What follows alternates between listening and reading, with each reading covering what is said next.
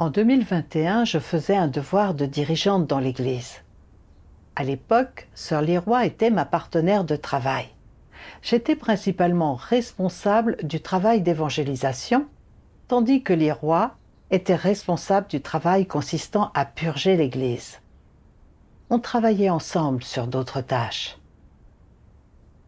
Un jour, j'ai reçu une lettre d'une sœur qui nous informait que Foncia n'avait fait aucun progrès dans l'organisation des documents de purge, ce qui entravait la progression du travail.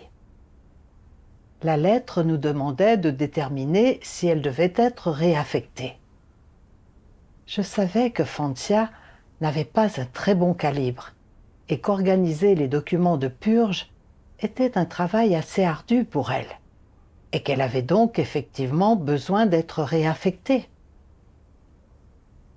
Mais ensuite, je me suis dit que le travail de purge relevait de la responsabilité de Leroy. En cas de problème dans ce domaine, c'était à elle d'échanger pour le résoudre. Le travail d'évangélisation dont j'étais responsable comportait beaucoup de choses et contenait de nombreux problèmes. Auparavant, j'avais même été émontée par les dirigeants supérieurs parce qu'un certain travail n'avait pas été mis en œuvre.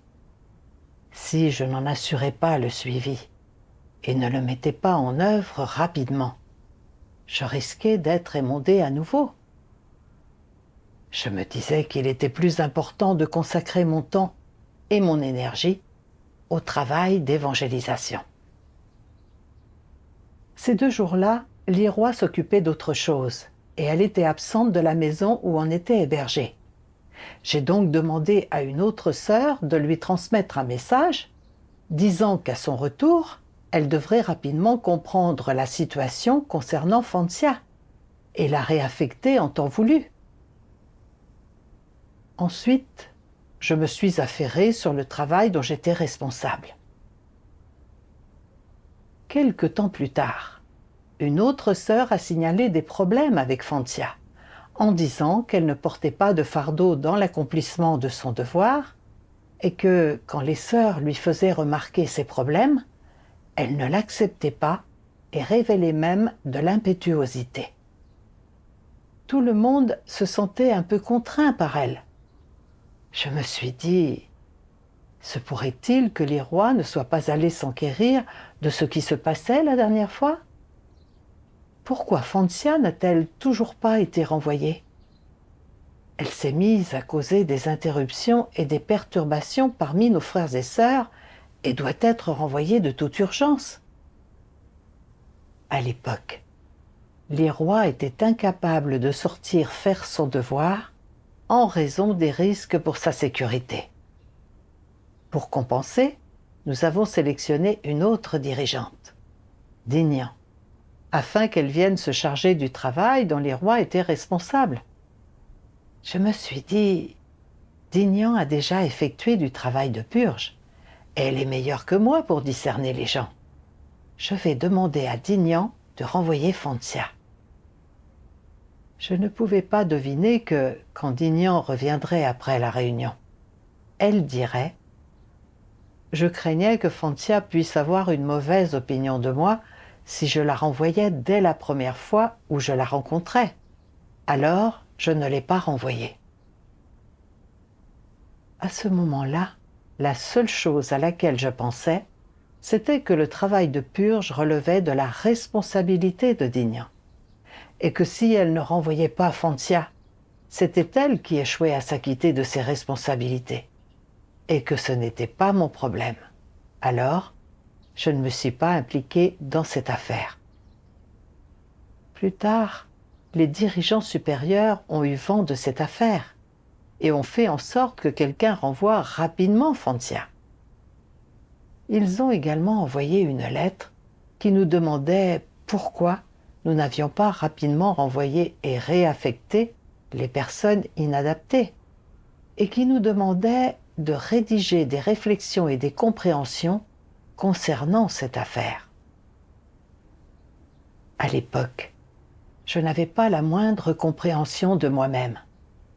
Je me disais que ce travail n'entrait pas dans mes attributions, et que même si quelqu'un devait être tenu pour responsable, ça ne devrait pas être moi. C'était Leroy et Dignan qui n'avaient pas su renvoyer Fantia rapidement. Les dirigeants supérieurs ont vu que je me défendais, que je me dérobais à mes responsabilités et que je n'avais pas la moindre compréhension de moi-même. En outre, j'avais un tempérament arrogant et je n'acceptais pas les mondages et les conseils de mes frères et sœurs.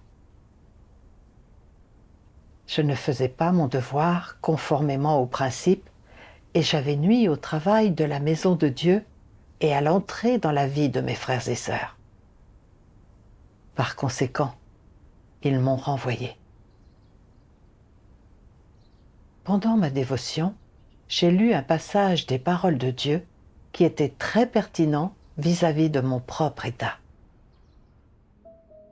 Dieu Tout-Puissant dit : comment se manifeste l'égoïsme et la vilenie des antéchrists ?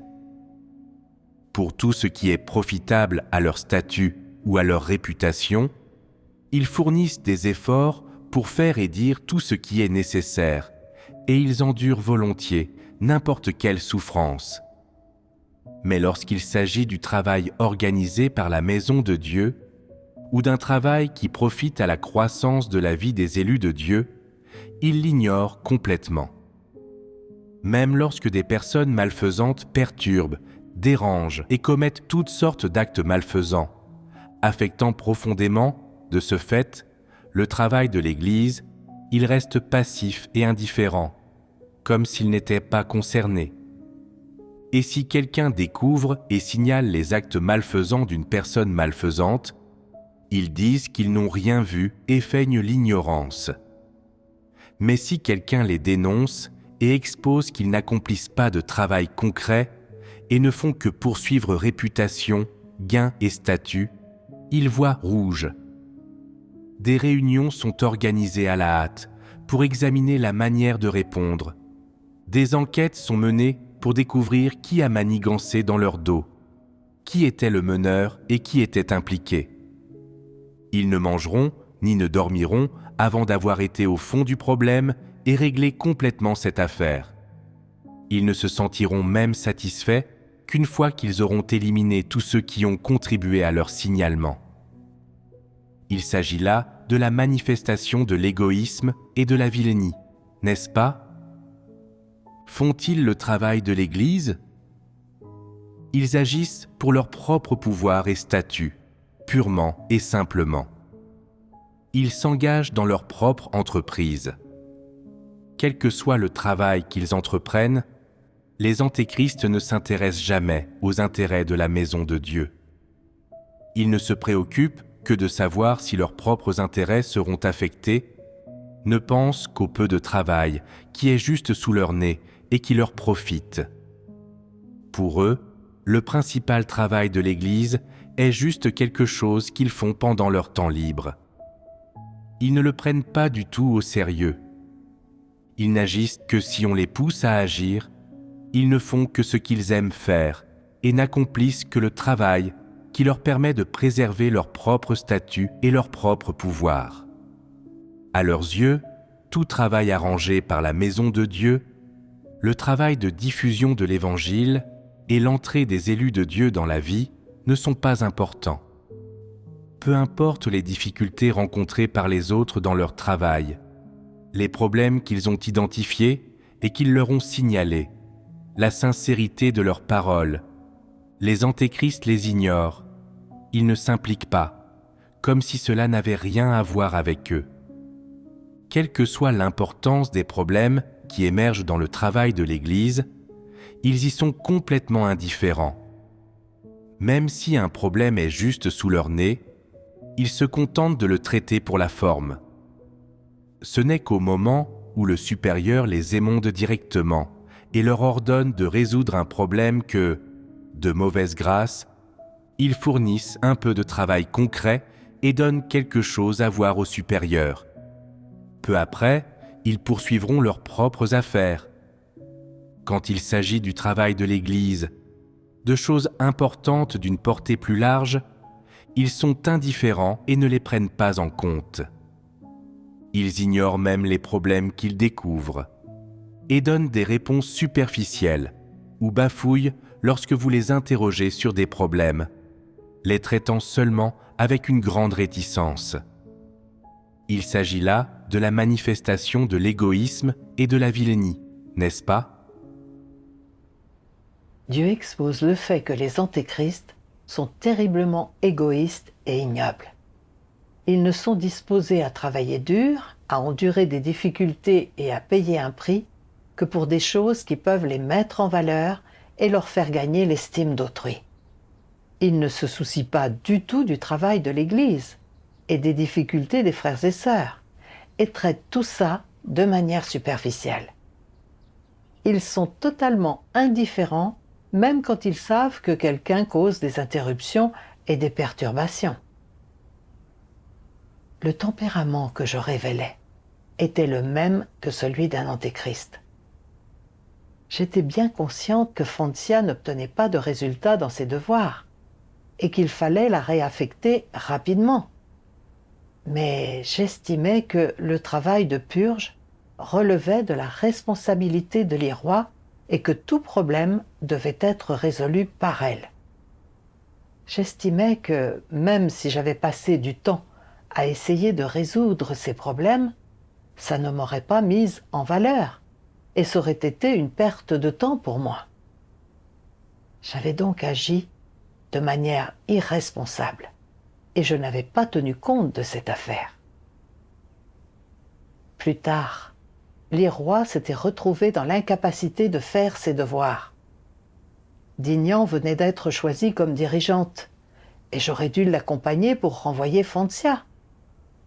Mais je n'en avais discuté que brièvement avec elle. Par la suite, je l'avais entendu dire qu'elle avait des doutes et qu'elle n'avait donc pas renvoyé Foncia. Mais pour autant, je n'avais pas résolu la question en temps utile. Je m'étais montrée superficielle à l'égard du travail d'église et je ne l'avais pas traité consciencieusement. Quand les dirigeants supérieurs étaient venus m'émonder, non seulement je n'avais pas réfléchi sur moi-même, mais j'avais aussi essayé de rejeter la responsabilité sur les autres, en disant que c'étaient les sœurs qui effectuaient le travail avec moi, qui n'avaient pas renvoyé Foncia en temps voulu. En faisant ça, j'avais essayé de me dédouaner de l'affaire. Si les dirigeants supérieurs n'avaient pas renvoyé Foncia, sans tarder, il est impossible de savoir combien de temps elle aurait continué à perturber l'équipe et à quel point elle aurait causé du tort au travail de purge et à la vie des frères et sœurs. J'avais été dirigeante pendant plus de 2 ans et j'avais saisi quelques principes. J'aurais dû m'en préoccuper davantage et m'acquitter de mes responsabilités, afin de protéger les divers travaux de l'Église. En voyant une personne perturber et interrompre le travail de l'Église, j'aurais dû l'arrêter et la restreindre immédiatement. Les personnes qui étaient inadaptées auraient dû être réaffectées ou renvoyées en temps utile. Si j'étais incapable de voir les choses clairement, il fallait que je cherche auprès de mes collaborateurs et que je les consulte. Voilà ce que c'est que de s'acquitter de ses responsabilités. Mais dans ma poursuite de réputation et de statut, et afin de gagner l'estime des dirigeants supérieurs, je ne me préoccupais que du travail qu'impliquaient mes propres responsabilités principales. Et quand j'avais vu des problèmes surgir dans d'autres domaines du travail, je n'y avais pas prêté attention. Je n'avais vraiment aucune humanité. J'étais complètement égoïste. Si les dirigeants supérieurs ne m'avaient pas exposé, émondé et renvoyé, je n'aurais toujours pas su qu'il me fallait réfléchir sur moi-même. Je n'aurais pas compris à quel point j'avais été profondément corrompu par Satan, ni à quel point ma façon de vivre était ignoble et sordide. Quand j'ai compris ça, j'ai éprouvé des regrets et des remords profonds. Dans le même temps, j'ai prié Dieu avec la reconnaissance dans mon cœur. Ô Dieu, le fait que je sois renvoyé est ta justice. Tu ne m'as pas traité conformément à mes transgressions, mais tu m'as même donné une chance de me repentir, afin que je puisse réfléchir sur moi-même et me comprendre. C'est là ton amour et ton salut.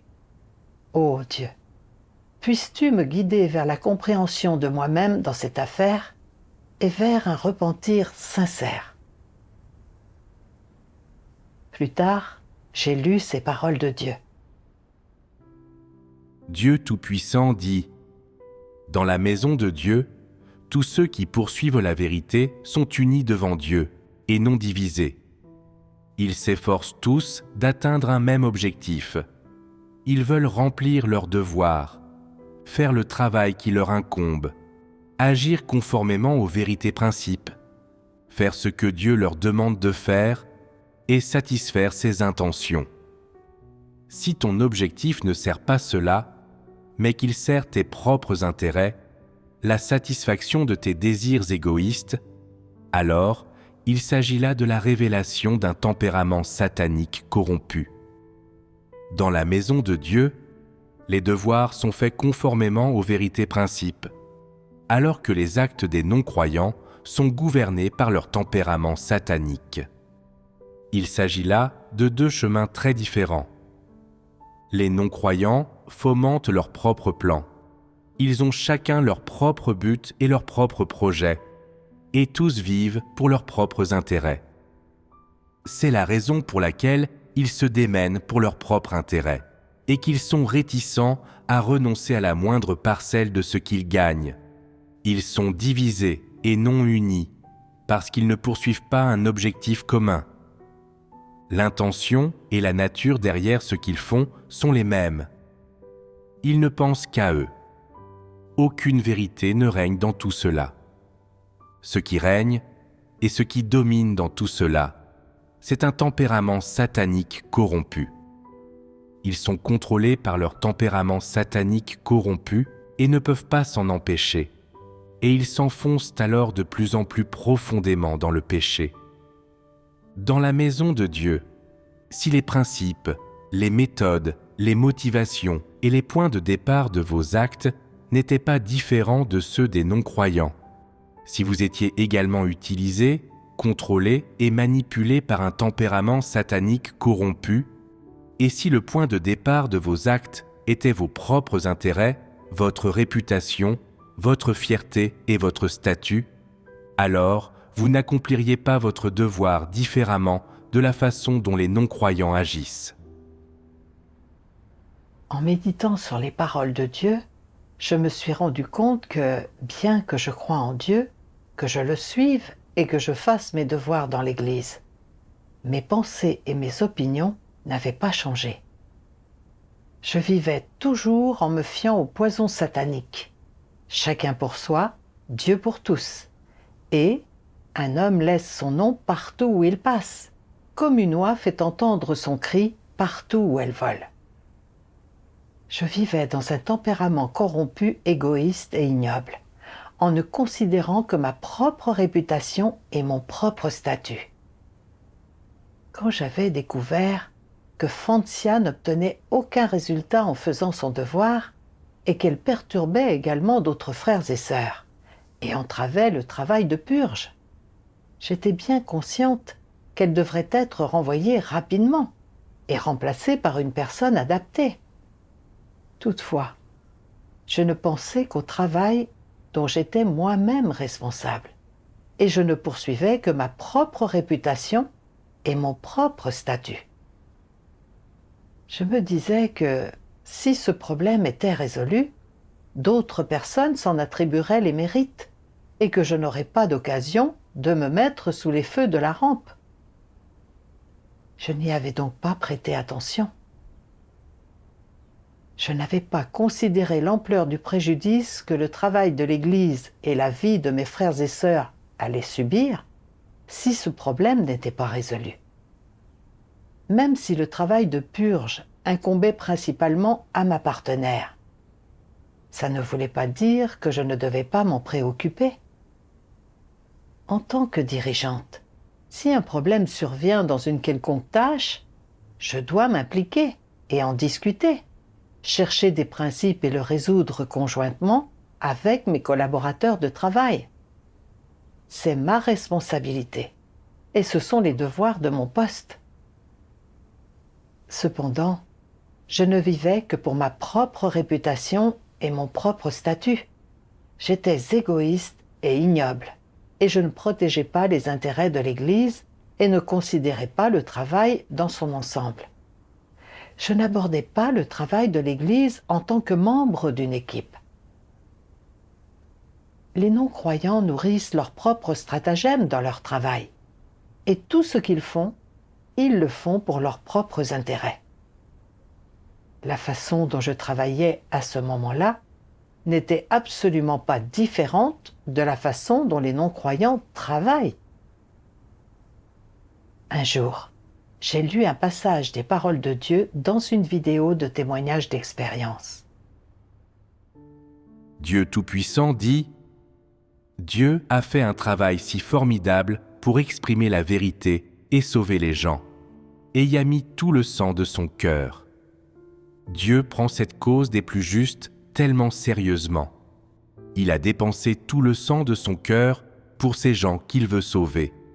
Toutes ses attentes sont également placées sur ces gens, et les résultats et la gloire finaux qu'il veut obtenir de son plan de gestion de 6000 ans se réaliseront tous pour ces gens.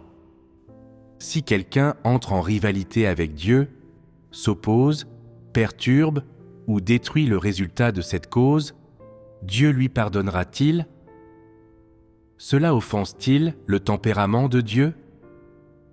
Si tu continues à dire que tu suis Dieu, que tu poursuis le salut, que tu acceptes l'examen et la direction de Dieu, et que tu acceptes et te soumets au jugement et au châtiment de Dieu, mais que tout en disant ces mots, tu interromps, perturbes et détruis les différents travaux de l'Église, et à cause de ta perturbation, interruption et destruction, à cause de ta négligence, de ton manquement à tes devoirs, ou à cause de tes désirs égoïstes et de la poursuite de tes propres intérêts, les intérêts de la maison de Dieu, les intérêts de l'Église et une multitude d'autres aspects ont subi un préjudice, même au point que le travail de la maison de Dieu a été sérieusement perturbé et détruit.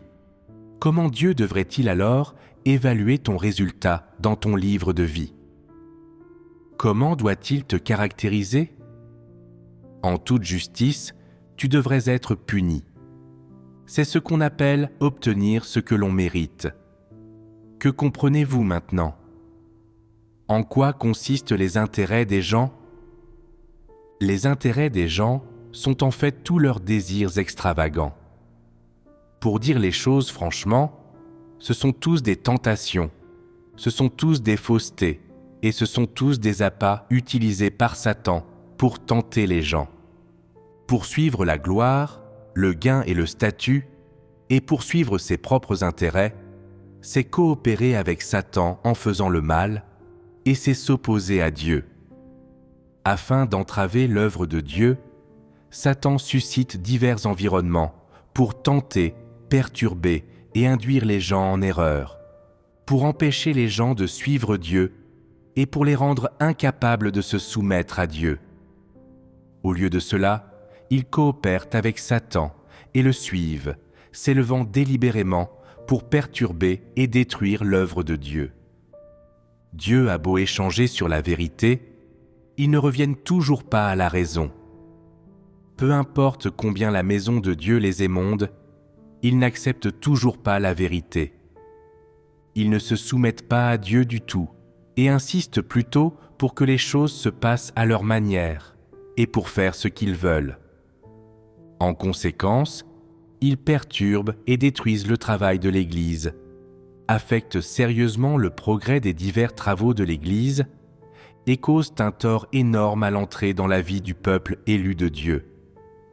Ce péché est trop grand et de telles personnes seront certainement punies par Dieu.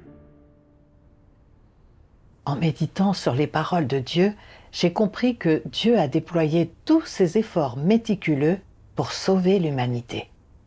Dieu ne veut pas voir son œuvre subir la moindre perturbation, ni le moindre préjudice.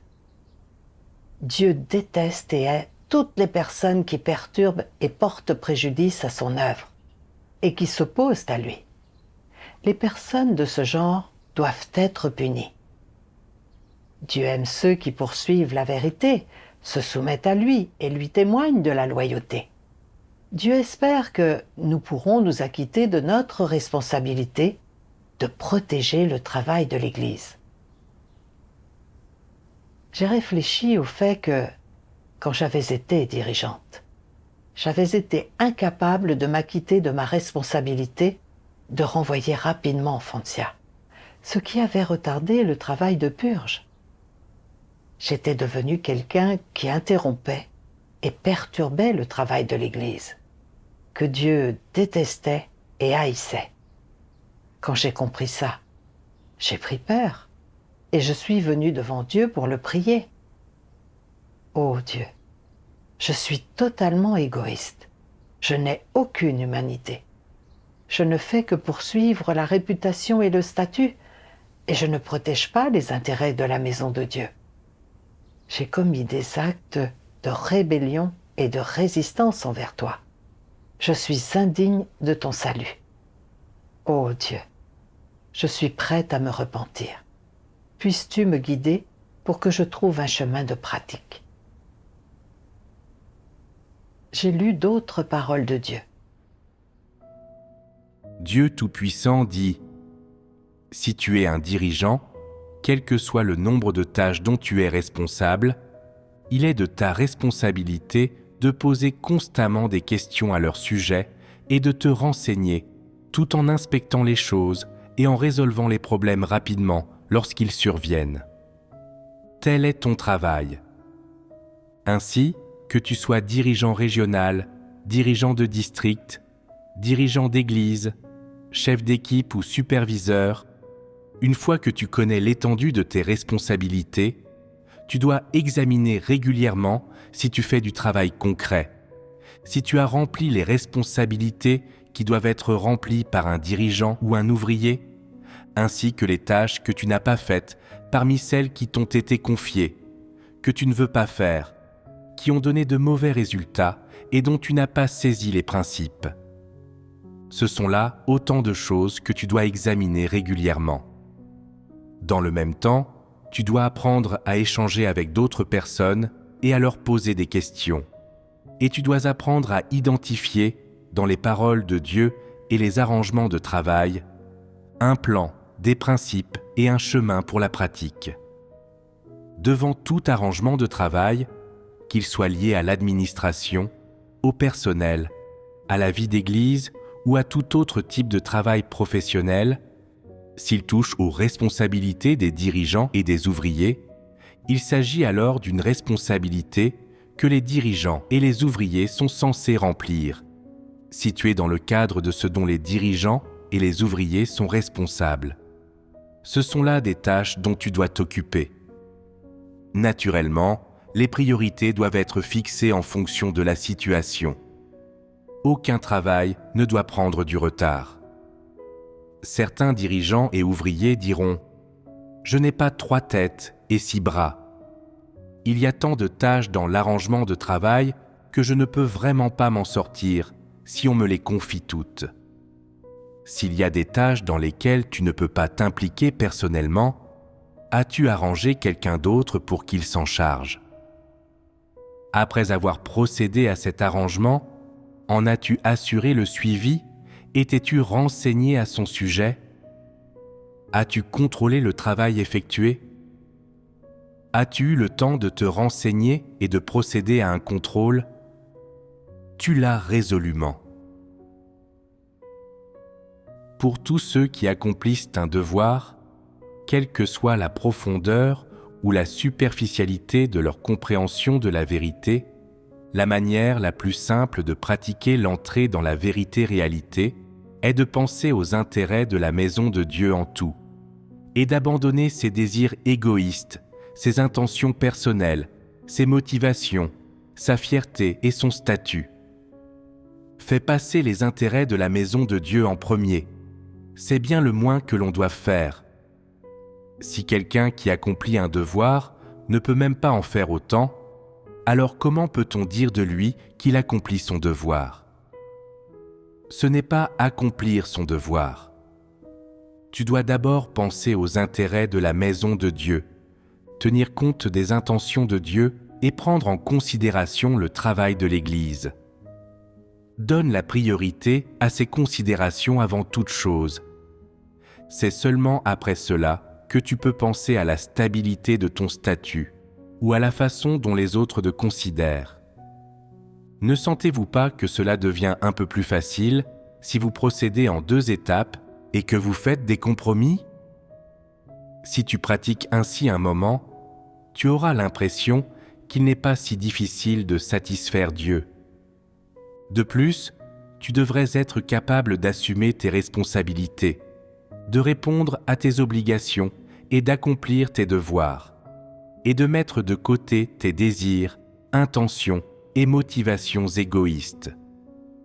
Tu dois montrer de la considération pour les intentions de Dieu et faire passer en premier les intérêts de la maison de Dieu, le travail de l'Église et le devoir que tu es censé accomplir.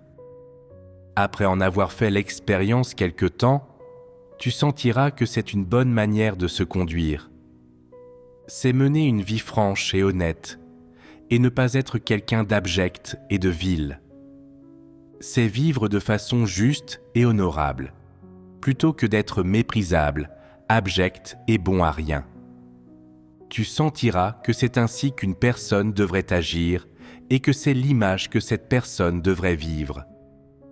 Peu à peu, ton désir de satisfaire tes propres intérêts s'atténuera. À travers les paroles de Dieu, j'ai vu que toutes les tâches de la maison de Dieu sont très importantes et que chacune d'entre elles relève de la responsabilité des dirigeants et des ouvriers, qui doivent les superviser et en assurer le suivi. La répartition des tâches est simplement une partie nécessaire du travail afin de s'assurer que celui-ci produise des résultats encore meilleurs. Toutefois, je croyais que le fait de répartir les tâches signifiait que je n'avais aucune responsabilité pour les autres tâches. Je me disais que si des problèmes survenaient dans le travail qui incombaient à telle ou telle personne, c'était à elle d'aller les résoudre et d'en assumer la responsabilité. Ce point de vue est incorrect et n'est pas conforme aux exigences de Dieu pour les dirigeants et les ouvriers. Les dirigeants sont responsables du travail dans son ensemble, et le travail de purge faisait également partie des attributions de mon rôle. S'il y avait des problèmes à ce niveau, il fallait que je m'acquitte de ma responsabilité. Il fallait que je discute des problèmes et que je les résolve conjointement avec mes collaborateurs. Au même moment, j'ai compris que je devais donner la priorité aux intérêts de la maison de Dieu en faisant mon devoir et tenir compte de l'ensemble du travail. Je ne pouvais pas laisser les gains et les pertes liés à mes intérêts personnels influencer le travail de la maison de Dieu et retarder l'entrée dans la vie de mes frères et sœurs. À l'avenir, je devrais toujours pratiquer conformément aux paroles de Dieu. Quelle que soit la tâche que j'accomplirai, il me faudra toujours m'acquitter de mes propres responsabilités. Je ne peux plus me soucier de mes intérêts personnels. Plus tard, j'ai été responsable de la tâche consistant à abreuver les nouveaux arrivants. Ma partenaire, sœur Yanli, a dû partir ailleurs pendant un temps pour s'occuper de quelque chose. Avant de partir, elle m'a confié tous les nouveaux arrivants qu'elle abreuvait. Je me suis dit, certains des nouveaux arrivants que j'abreuve sont dans un état négatif. Je dois résoudre leurs problèmes. Où vais-je trouver le temps d'abreuver les nouveaux arrivants dont tu es responsable? Si ça m'empêche de faire mon devoir, qu'est-ce que les dirigeants penseront de moi? Diront-ils que je ne porte pas de fardeau et que je n'effectue pas de travail concret? En raisonnant de cette façon, je me suis rendu compte que mon état n'était pas correct. Encore une fois, je considérais mes propres intérêts et je travaillais pour ma propre réputation et mon propre statut. Je me suis souvenu des paroles de Dieu. Pour tous ceux qui accomplissent un devoir, quelle que soit la profondeur ou la superficialité de leur compréhension de la vérité, la manière la plus simple de pratiquer l'entrée dans la vérité-réalité est de penser aux intérêts de la maison de Dieu en tout, et d'abandonner ses désirs égoïstes, ses intentions personnelles, ses motivations, sa fierté et son statut. Fais passer les intérêts de la maison de Dieu en premier. C'est bien le moins que l'on doive faire. Si quelqu'un qui accomplit un devoir ne peut même pas en faire autant, alors comment peut-on dire de lui qu'il accomplit son devoir? Ce n'est pas accomplir son devoir. Il fallait que je protège les intérêts de la maison de Dieu. Je ne pouvais plus me soucier de ma propre réputation et de mon statut. Les nouveaux arrivants que Yan Li m'avait confiés ne s'étaient pas encore solidement enracinés dans la vraie voie. Le PCC arrêtait et persécutait les chrétiens partout et diffusait des rumeurs infondées pour discréditer l'Église de Dieu Tout-Puissant. Si les nouveaux arrivants ne comprenaient pas la vérité, alors Satan pourrait les induire en erreur et les capturer à tout moment. Maintenant que Yan Li m'avait confié ces nouveaux arrivants, les abreuver et les soutenir était la responsabilité dont je devais m'acquitter. Si, par ma faute, ces nouveaux arrivants se retiraient et cessaient de croire parce que j'étais égoïste, ignoble et responsable, alors une accusation pèserait sur ma conscience. Je ne pouvais pas continuer à vivre en me fiant à mon tempérament corrompu, égoïste et ignoble. Peu importe qui était responsable de ces nouveaux arrivants, il fallait que je les abreuve correctement, afin qu'ils puissent établir des racines solides le plus tôt possible.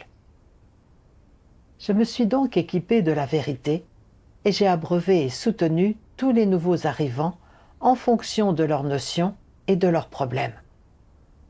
Quand j'ai pratiqué de cette manière, j'ai ressenti de la paix et de la détente dans mon cœur. Après ces expériences, j'ai profondément pris conscience que quand les gens vivent dans un tempérament corrompu, égoïste et ignoble, et qu'ils ne se préoccupent que de la poursuite de leur réputation et de leur statut, même s'ils peuvent jouir d'un certain prestige à ce moment-là, ils laissent des transgressions derrière eux quand ils ne s'acquittent pas de leurs responsabilités, et leur cœur brûle de souffrance. Mais quand on laisse tomber les intérêts personnels et qu'on pratique et entre conformément aux paroles de Dieu, on ressent de la paix et de la détente dans son cœur. Je te rends grâce, Dieu, de m'avoir amené à ces compréhensions et à ces gains.